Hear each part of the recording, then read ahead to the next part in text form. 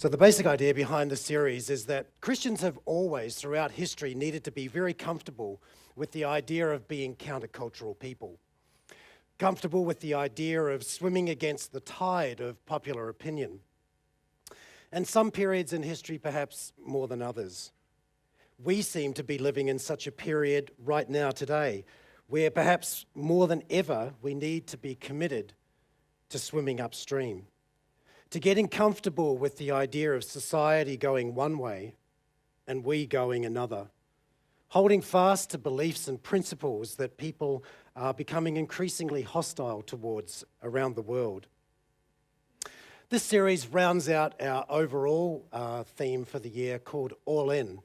Those of you who have been tracking with us since the beginning of the year might remember that at the very beginning we introduced a series called All In and said that that was to be our theme for 2016. And this series rounds us out because being an all-in Christian involves a willingness to be an upstream Christian. And that's the connection between the two. When I was a kid, a mandatory part of our history lessons was studying Indigenous culture and Indigenous myths and legends, in very much the same way that Australian children do today. In school, they study the Dreamtime, the various mythologies and beliefs of the Aboriginal people. Well, we were the same in New Zealand, and we had to study a lot of the Maori legends and mythology. And the central character in many of these legends was this very colourful character known as Maui. And as coincidence would have it, I think there's an animated movie coming out featuring him in the next couple of weeks. But Maui was a giant in Maori mythology, and amongst his many claims to fame, Maui is credited with going out fishing one day in the waters of Aotearoa, and he just accidentally happened to hook the North Island.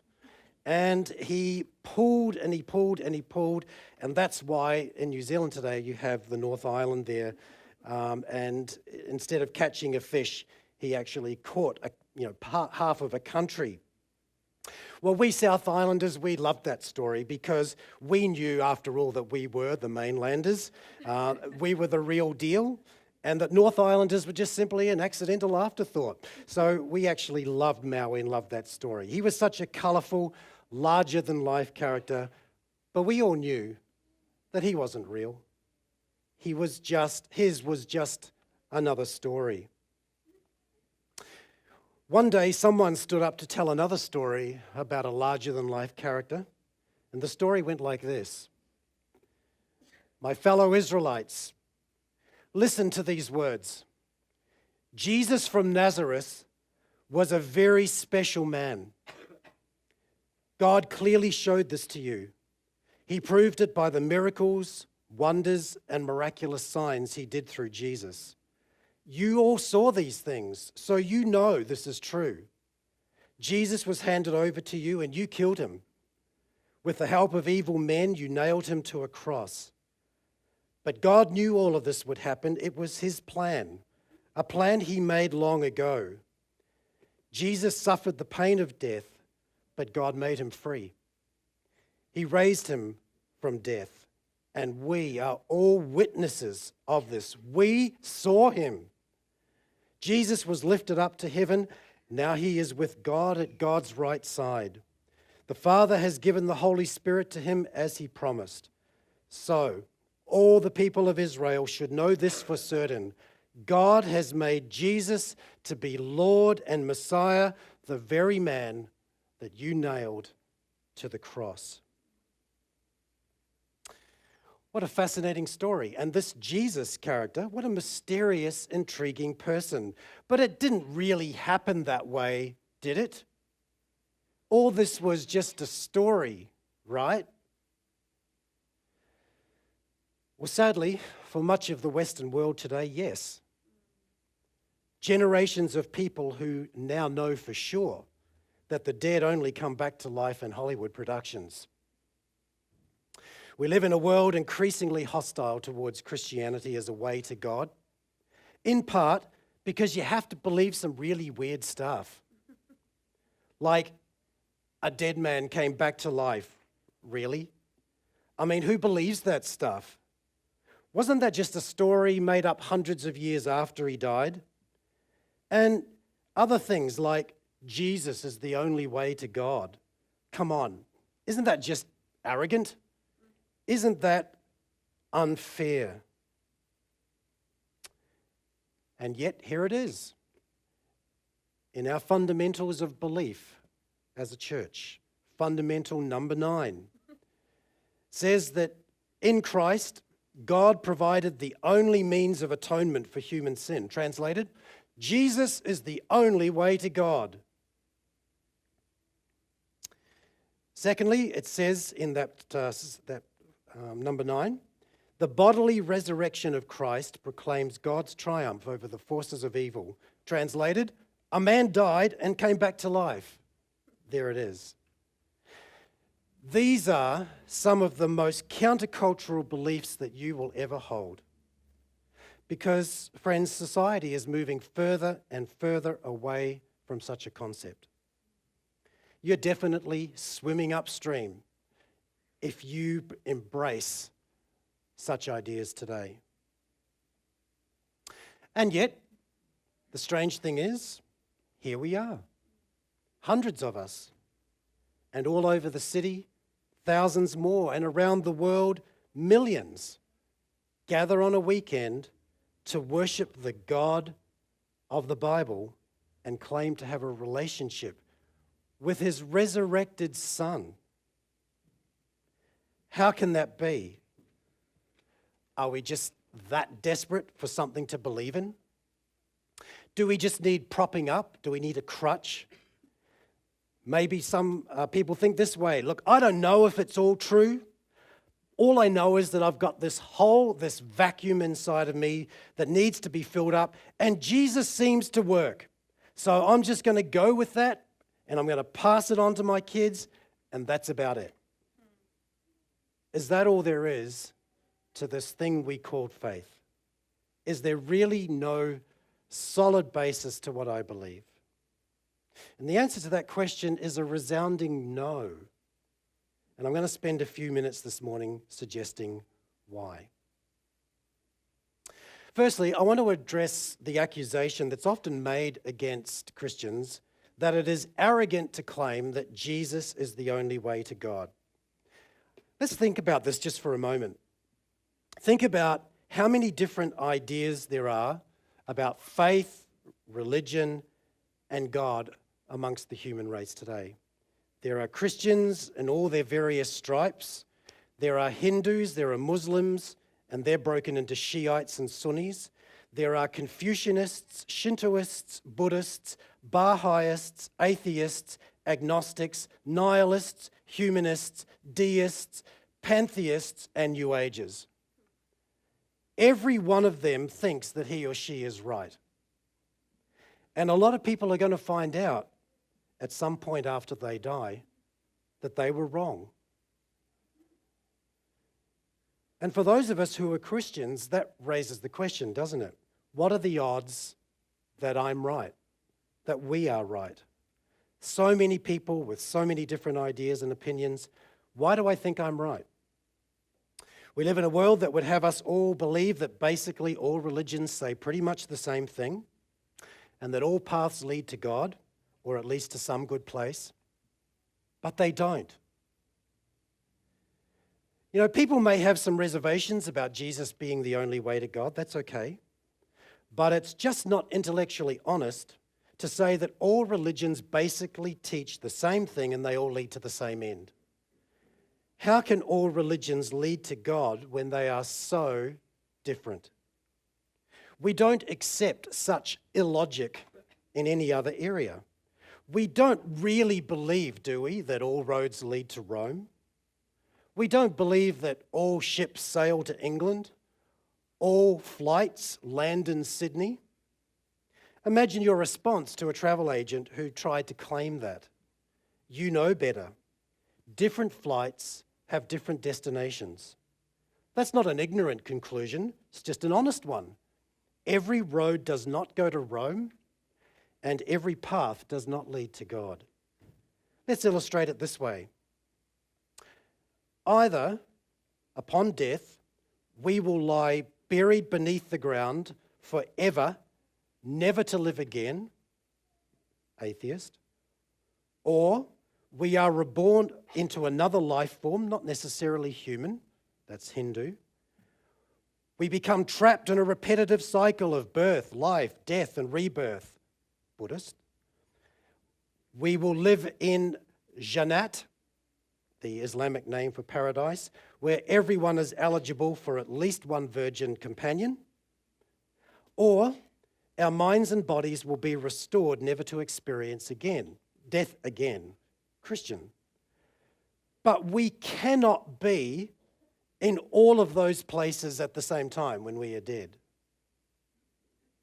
Let's look at it another way. The religions can't agree on who or what God is. God is either just you and me, and all we need to do is to tap in and rediscover the God within us, New Age. Or God is an energy force in nature, the pantheistic idea popularized in Star Wars. Or he is a real being who created both the universe, you and me. He's either one being with no son, Islam, or he is one in three forms, as Christianity teaches. But there is one thing that he simply cannot be, and that is all of those things at the same time. So when Jesus makes the claim, I am the way, the truth, and the life, no one comes to the Father except through me. The point is that it's not a ridiculous claim.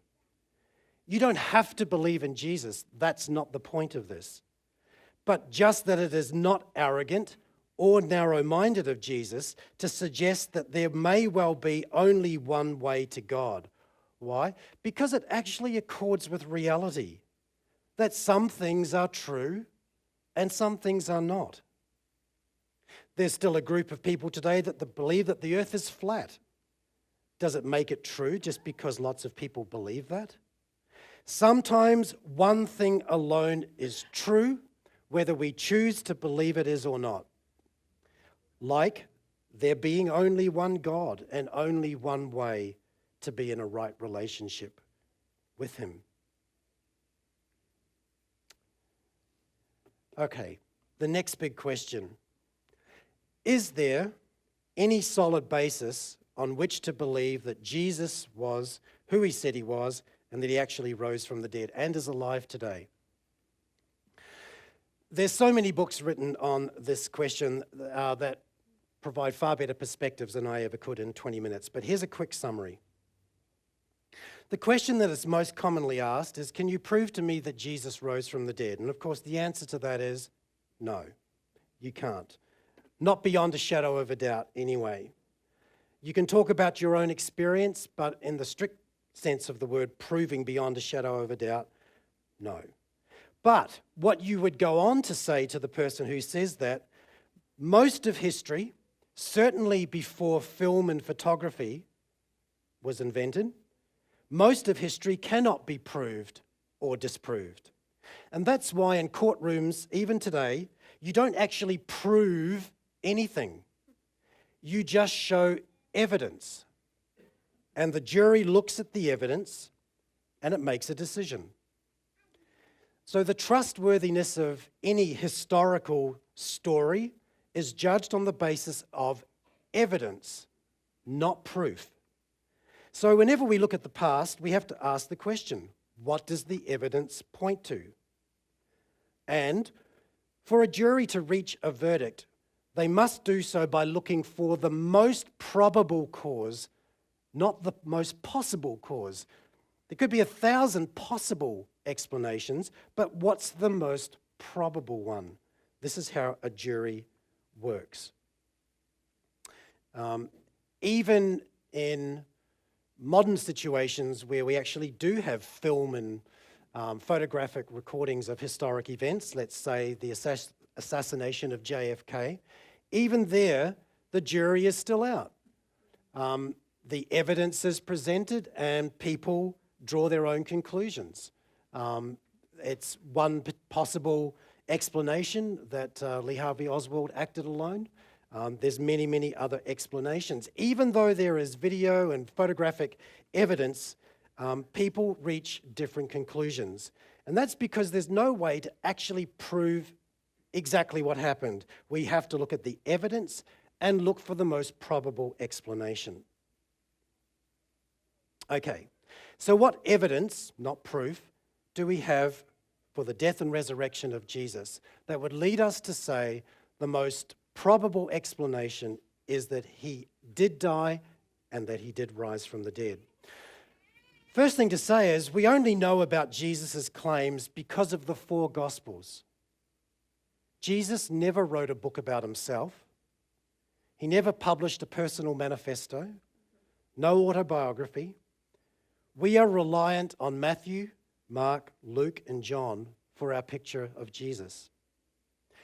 So the real question is whether the writing of the 4 gospel writers can be trusted. Because if we can't accept that at the most basic level, we can't then go on to accept anything that they say about what Jesus said or did. The way the equation would work is something like this. If we can show that the Gospels are a reliable record of actual events and conversations that went on, then the Gospels, what the Gospels have to say about Jesus is true as well. And therefore, in light of Christ's miracles and claims, he is the Son of God. And if he's the Son of God, we can trust everything that he says about God and the Old Testament. That's sort of the basic idea here. But it all starts with looking for some evidence of the fact that the Gospels, Matthew, Mark, Luke, and John, represent a reliable, trustworthy record of actual events and conversations. Okay, Christianity is not like other religions. It's unique. It's unique in this. It did not evolve over time, and it was not just built on the teachings of one person, of a significant prophet figure, as so many other religions are. A prophet comes along, says, God told me to say this, I'm going to write it down, now you do that. Christianity wasn't like that. Christianity rises and falls on something that happened on one single day in history, the resurrection of Jesus Christ, the day a man came back from the dead. If you were to pull the resurrection out of Christianity, the whole thing would completely collapse. There would be nothing left. It's like pulling out one of those foundational cards on a house of cards. The house comes crashing down. And it's not me saying this, it's people like Paul saying it as well. You'll be familiar with a number of these texts. The first one is the only one I'll mention. If Christ has not been raised, our preaching is useless, and so is your faith. What he's really saying is that if Jesus did not rise from the dead, turn off the lights, guys, pack up, shut the door, and let's just go home. That's how significant the resurrection is. It is the linchpin. Christianity began with something that a group of eyewitnesses said happened in history, that Jesus rose from the dead. They said, we were there, we saw it, we touched him, we were witnesses. And they were either right or they were wrong. If they were right, it means that your faith is grounded in history, not in superstition. Grounded in history, actual events. So, what is there to suggest that Matthew, Mark, Luke, and John are trustworthy individuals who wrote reliable stories or records of the story of Jesus? Over the years, Matthew, Mark, Luke, and John and other eyewitnesses have been accused of deliberate fabrication, of just being downright superstitious, collectively confused. They all thought that they had seen something that they hadn't really. They've been accused of body tampering. But an honest assessment of the evidence suggests otherwise. Here's the most compelling reason why we should take them at their word. These men never went on to become rich or famous. You know, if they had written a bestseller book, appeared on all the talk shows, become famous, got an invitation from Caesar for a private audience, then you might have reason to doubt. But you know what happened to these men? They spent the rest of their lives preaching a message that was considered cultic. They were accused of cannibalism because of the Lord's Supper. They had to meet in caves. They had to meet in secret. They were arrested. They were persecuted. They were tortured. Matthew was burned at the stake. Andrew was crucified. Peter was crucified, allegedly upside down. John was imprisoned on an island where he died. They lost everything they had. And people like Matthew, perhaps most of all. After all, he had been a very rich and popular tax collector. But he walked away from that life to spread this message. These men did not fabricate a message for their own personal benefit. How do we know? Because they didn't benefit in any way at all. These men died not for what they believed. That's not unique. On September 11, terrorists died for what they believed. People die for what they believe all the time. It's not unique. These men did not die for what they believed. These men died for what they believed they saw. And there's a really big difference. Because a man will die for the truth, but a man will not give his life for what he knows to be a lie.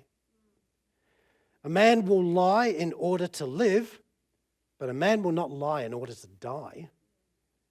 Why did these men give their lives?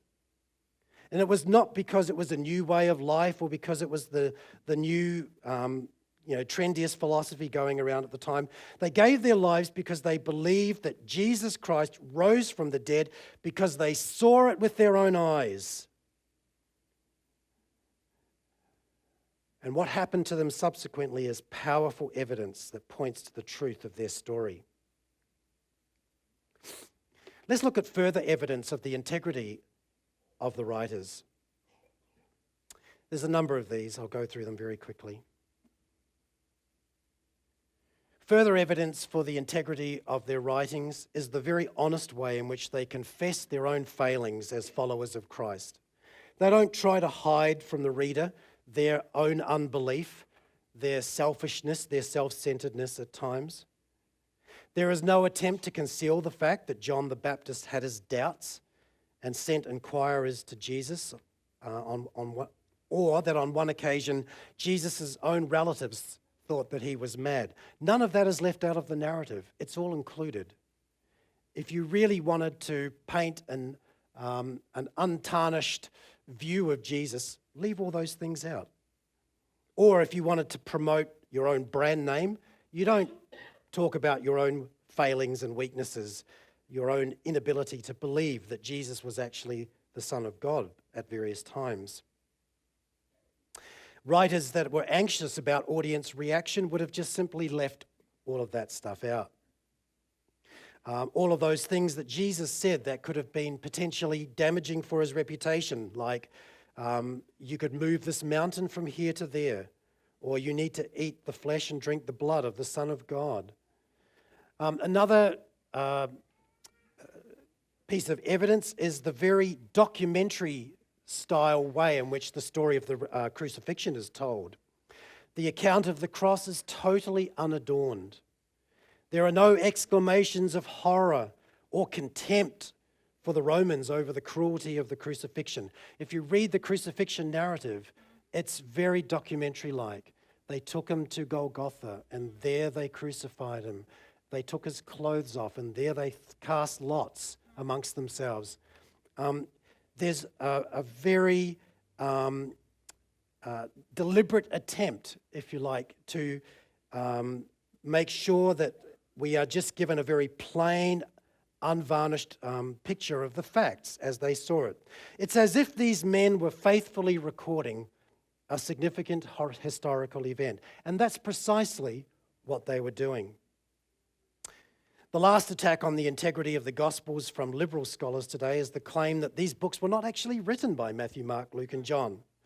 They were actually written by people hundreds and hundreds of years later who thought that they would make up the story of Jesus' resurrection, but they would adopt or assume the names of some of his followers from years before to give their writings this veneer, or this greater veneer of truth.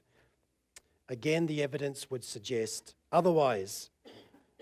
The manuscripts that archaeology have uncovered suggest that the Gospels were actually in circulation while Matthew, Mark, Luke, and John were still alive.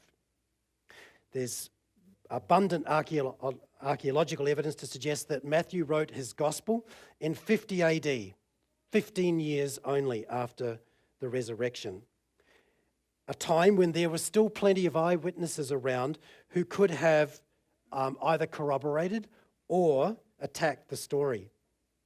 Luke wrote his gospel around the same time. We have manuscripts given to us by archaeology, the earliest for the books of Luke being around 50 AD. These books were very much, therefore, in circulation in the time that it was in the lifetime of these four writers. For example, where did Paul get all of his information? Paul seems to know a lot of detail about Jesus, about the story of the resurrection, the kinds of things that Jesus spoke on, the parables that he told. Paul wasn't an eyewitness, so where did he get all that information from? Well, he got it from the Gospels, these stories that were already being circulated. Why just 30 years after the resurrection was Nero able to blame the burning of Rome on Christians? How did Rome get the message of Christianity? The story of Jesus, the teachings of Jesus, the resurrection of Jesus were not just stories, therefore, that developed after many, many years. In just 30 years, there were hundreds, maybe thousands of Christians in Rome. On a map, look at the distance between Jerusalem and Rome. How did it get there? The evidence suggests that the gospel accounts of the resurrection were front and center of the Christian movement from the very beginning, not something made up hundreds of years later. After all, these claims were being made in a place, in an area where the Jewish leaders and the people of the time who hated Jesus could easily have just said, hey, come on, hang on, wait a minute, just come over here, I've got something to show you. Here's the tomb, roll away the stone, here's the body. You can't keep this story alive. Here's the body of Jesus. That never happened.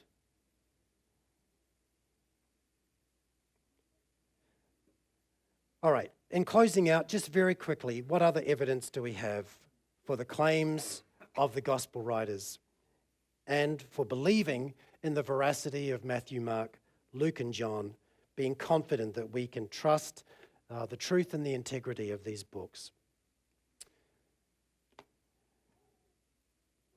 So second to the integrity of the authors, the second point I want to make is the general acceptance of Jesus' claims about himself. Do you know that Jesus was the only person in history to claim to be God and considered to be sane by most of his contemporaries? You know, the only other people who claim to be God are those wild-eyed, crazy people who walk around the streets of Melbourne with headphones on that aren't plugged into anything. Even those who hated Jesus and at times labeled him crazy were amazed by the profundity of his teachings. Have you ever thought about that? Another thought bubble: if Jesus did not rise from the dead, as C.S. Lewis tells us, he was either a liar, a lunatic, or he was who he said he was.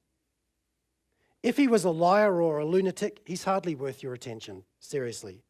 You know, people around us are willing to acknowledge Jesus, yes, as a great teacher, a moral man who taught us great principles for life. But at the same time, they will say, well, I can't go with the idea that he was the Son of God or that he rose from the dead, but I think he was a really great teacher. The irony of that is you can't have it both ways. If he was not who he said he was, then he is neither moral or a great man. He is simply a liar, a deceiver. Either he was who he said he was or he wasn't. Listen to some of his claims. He claimed to be equal with God, something that Buddha or Muhammad never claimed. He claimed that he could forgive sin. He claimed that he was the only way to God. He claimed that he would die and that he would rise again after 3 days. Now, people who say things like that, they're either crazy, deliberately lying, or they're the real deal. If Jesus was crazy or a liar, then I don't care what he said about morality and principle.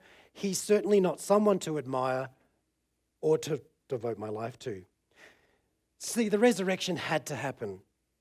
It was necessary because it was the thing that would validate Jesus above everything else. It would validate everything that he had ever said about himself, everything else that he had declared to be true. 2 more. More evidence for the truth of the story of Jesus' death and resurrection. The movement begun by Jesus and carried forward by his little tiny band of disciples, that little movement went on to change the world. Only Jesus could have made these kinds of predictions, seriously. Heaven and earth will pass away, but my words will never pass away. What would you think of somebody who said that to you right now, the person sitting next to you? If they said that to you, you would look at them rather strangely. How about this one? I will build my church, and the gates of hell shall never prevail against it. There will never be a time in human history where there is not a church and where I am not at work building it. Who else could make a prediction, a claim like that? Imagine that you were an extraterrestrial looking down on the world in the 1st century. Who would you have thought would be the more likely to survive? Christianity or the Roman Empire? My guess is you wouldn't bet on this ragtag group of a few hundred people claiming that some obscure carpenter had risen from the grave. And yet that movement went on to be so successful that today we give our children names like Peter, Paul, or Mary, and we name our dogs Caesar and Nero. How in the world did that happen?